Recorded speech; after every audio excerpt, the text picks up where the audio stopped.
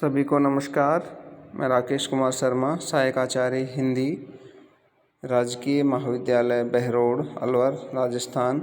आप सभी का अपनी ई लेक्चर्स, ई क्लासों के रूप में यूट्यूब चैनल पर आपका एक बार पुनः स्वागत करता हूं। तो सभी द्वितीय वर्ष के जो विद्यार्थी हैं उनसे मेरा एक बार पुनः आग्रह है कि वे अपना जो ध्रुव स्वामिनी जो नाटक है उसका अध्ययन आपने कर लिया होगा। मैंने अपने पूर्व जो व्याख्यान थे उनमें आपको बताया था कि आप ध्रुव स्वामिनी नामक नाटक की एक जो पुस्तक है उसको लेकर आएँ और उसे एक बार पढ़ें, 2 बार पढ़ें, 3 बार पढ़ें, तो कुछ चीज़ें एक बार पढ़ने में स्पष्ट हो जाएंगी, कुछ चीज़ें बची हैं वो द्वितीय बार में हो जाएंगी और कुछ चीज़ें और आपको स्पष्ट नहीं हो रही हैं। तो जो हमारा व्याख्या भाग है, जो हम इस पर जो चर्चा कर रहे हैं उसको सुनने के बाद स्पष्ट हो जाएंगी। तो आज हम आगे बढ़ते हैं और इसका जो व्याख्या भाग है द्वितीय अंक का, इसको हम आगे बढ़ाते हुए शुरू करते हैं। देखिए, पिछली कक्षा में हमने देखा था कि जो कोमा बैठी हुई है और सकराज आता है और उसको पता नहीं है कि कोमा वहाँ है। इसके बाद आगे देखिए, कोमा, हाँ महाराज क्या आज्ञा है? सकराज कहता है उसे स्निग्ध भाव से देखकर, आज्ञा नहीं कोमा, तुम्हें आज्ञा नहीं दूंगा। तुम रूठी हुई सी क्यों बोल रही हो? उसका जो स्वर है उसको पहचान जाता है सकराज। कोमा कहती है, रूठने का सुहाग मुझे मिला ही कब है कि मुझे रूठने का जो सुहाग, यानी जो आपकी जो समर्थन है, जो आपका इशारा है, जो आपका साथ है, वो तो मुझे मिला ही नहीं। मुझे हक ही नहीं मिला कि मैं आपसे रूठ सकूं। सकराज कहता है, आजकल मैं जैसी भीषण परिस्थिति में हूँ उसमें अन्य मनस्क होना स्वाभाविक है। तुम्हें यह भूल जाना चाहिए कि मैं जिस तरह की अन्य मनस्क स्थिति की, मैंने ऊहापोह की स्थिति है कि मुझे पता ही नहीं कि होना क्या है, मेरा भविष्य क्या है। मैंने उसके पास रामगुप्त को संधि पत्र देकर तो भेज दिया, लेकिन उसका परिणाम क्या होगा, वो संधि पत्र उन्हें स्वीकार होगा या नहीं होगा, इसी ऊहापोह में मैं जी रहा हूँ। इसलिए तुम मेरा साथ दो और इस जो भीषण परिस्थिति है उसमें से मुझे निकलने की शक्ति मुझे मिले, इस तरह की मैं तुमसे आशा करता हूँ। कोमा, तो क्या आपकी दुश्चिंताओं में मेरा भाग नहीं है? तो क्या आपकी जितने भी दुश्चिंताएं हैं, यानी आपको जितने भी पीड़ा है, कोई समस्या है, कोई भी आपकी इस तरह की भावनाएं हैं जिससे आपको ठेस लग रही हो, क्या उनमें मैं सहभागिनी नहीं हूँ? क्या मुझे आप ऐसा नहीं मानते? अन्य मनस्क,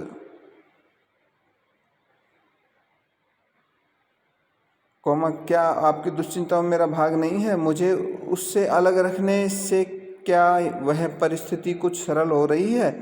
क्या आप मुझसे अलग होने से क्या जो आप पे जो संकट आया वो आपका संकट हल हो जाएगा मुझे अलग करने पर?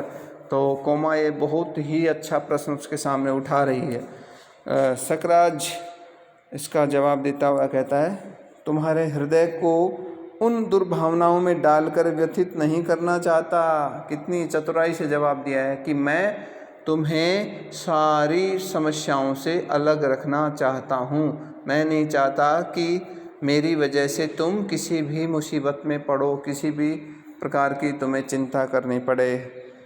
मेरे सामने जीवन मरण का प्रश्न है, क्योंकि मेरे सामने जीवन मरण का प्रश्न है। यदि रामगुप्त संधि पत्र स्वीकार नहीं करता है तो फिर हमें युद्ध करना पड़ेगा और पता नहीं कितनी लाशें बिछानी पड़ेगी और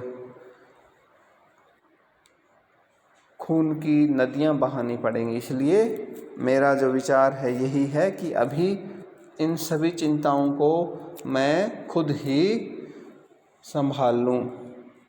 कोमा, प्रश्न स्वयं किसी के सामने नहीं आते। मैं तो समझती हूँ मनुष्य उन्हें जीवन के लिए उपयोगी समझता है।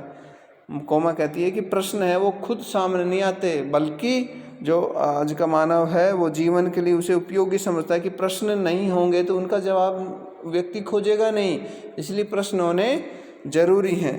उसी तरह जिस तरह की मकड़ी की तरह लटकने के लिए अपने आप ही वह जाला बुनता है। जीवन का प्राथमिक प्रसन्न उल्लास मनुष्य के भविष्य में मंगल और सौभाग्य को आमंत्रित करता है। उससे उदासीन न होना चाहिए महाराज। वो बहुत ही दार्शनिक तरीके से महाराज को समझाती है कि जीवन का प्राथमिक प्रसन्न उल्लास मनुष्य के भविष्य में मंगल और सौभाग्य को आमंत्रित करता है।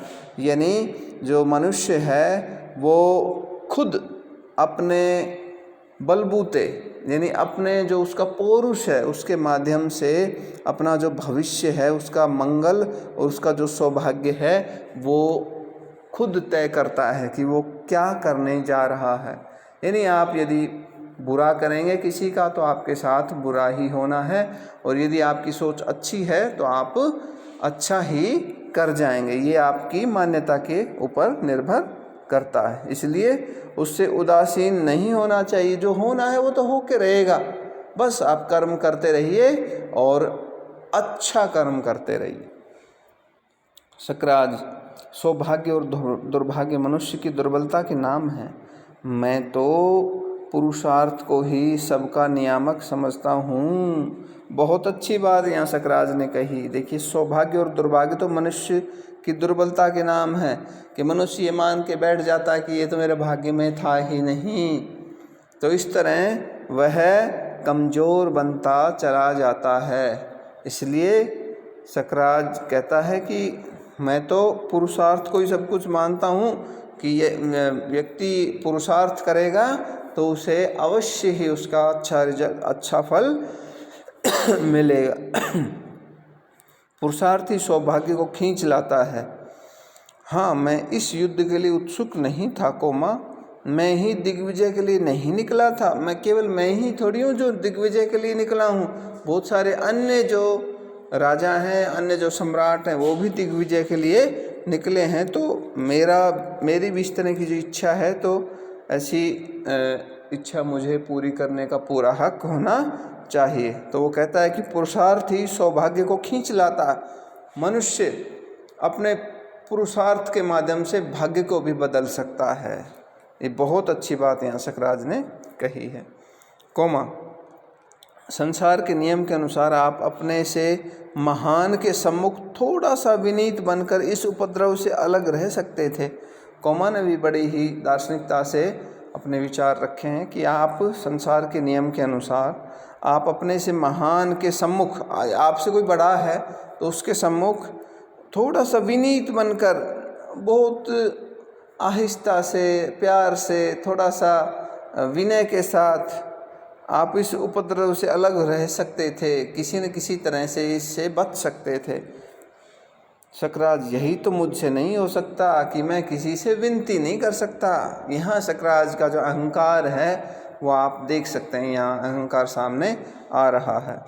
कोमा, अभावमयी लघुता में मनुष्य अपने को महत्वपूर्ण दिखाने का अभिनय न करे तो क्या अच्छा नहीं होता है। अभावमयी लघुता यानी छोटा है और अभाव है, और फिर भी मनुष्य अपने को महत्वपूर्ण दिखाए कि मैं कमज़ोर भी हूँ, मेरे पास संसाधन भी नहीं हैं, इसके बावजूद भी मैं सबसे ऊपर, यानी मैं का भाव हो, और उसका अभिनय नहीं करे तो क्या अच्छा नहीं हो। यानी आप जानते हैं महाराज कि आपकी सीमाएं कहाँ तक हैं, आपकी सेना कितनी प्रबल है, आपके पास कितने सैनिक हैं। सारी सच्चाई जानने के बाद भी आप इस तरह की बातें करते हैं तो ये कुछ अच्छा नहीं है। मुझे ऐसा लगता है कि आप सब ये सब दिखाने का, ढोंग करने का अभिनय कर रहे हैं। सकराज चिढ़कर, यह शिक्षा भी रहने दो कोमा। किसी से बड़ा नहीं हूँ तो छोटा भी नहीं बनना चाहता। तुम अभी तक पाषाणी प्रतिमा की तरह वहीं खड़ी हो, मेरे पास आओ। तुम वहाँ एक पत्थर की मूर्ति की तरह बनी खड़ी हो, तुम में भावनाएं नहीं है, संवेदनाएं नहीं हैं, बिल्कुल तुम शून्य हो। तो ऐसा क्यों है, तुम क्यों दार्शनिक बने जा रही हो। ये सारी बातें सकराज कोमा से कहता है। कोमा, पाषाणी, हाँ महाराज, पाषाणी के भीतर भी कितने मधुर स्रोत बहते रहते हैं। पाषाणी पाषाण यानी पत्थर, यानी जो पहाड़ है वहाँ भी मधुर झरने स्रोत बहते रहते हैं, उनमें मदिरा नहीं शीतल जल की धारा बहती है जो प्यासों की तृप्ति डैश। सकराज, किंतु मुझे तो इस समय स्फूर्ति के लिए एक प्याला मदिरा ही चाहिए। मदिरा का नाम जैसे ही कोमा ने लिया, सकराज ने जो अपनी सच्चाई है उसको स्वीकार किया और कोमा को स्फूर्ति के लिए एक प्याला मदिरा मांगने की चेष्टा की। कोमा एक छोटा सा मंच रख देती है बैठने के लिए और चली जाती है। सकराज मंच पर बैठ जाता है, खिंगल का प्रवेश होता है। तो द्वितीय अंक की दूसरी व्याख्या यहाँ समाप्त होती है। आगे इसी तरह हमारी कक्षाएं जारी रहेंगी और आप देखते रहिए हमारा YouTube चैनल। बहुत बहुत धन्यवाद। जय हिंद।